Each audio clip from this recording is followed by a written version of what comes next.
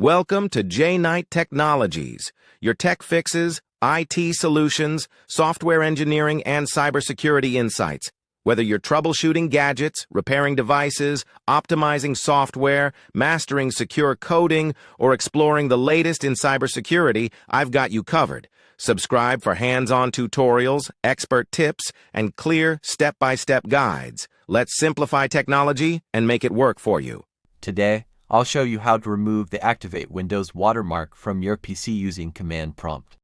But before we begin, let me introduce you to Command Prompt and explain how you can open it on your system. What is Command Prompt? Command Prompt is a powerful tool built into Windows that allows you to run text-based commands to perform various tasks.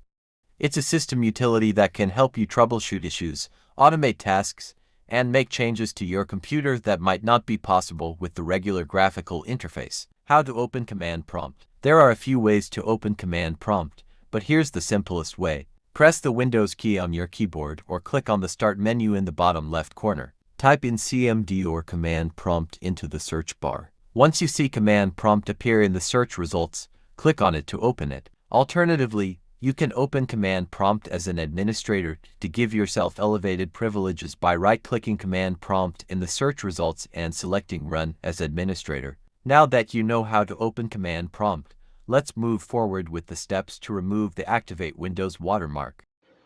Now let's remove this watermark. Search for CMD. Open it as an administrator. Enter BCD edit - set test signing off. Close your CMD and restart your system.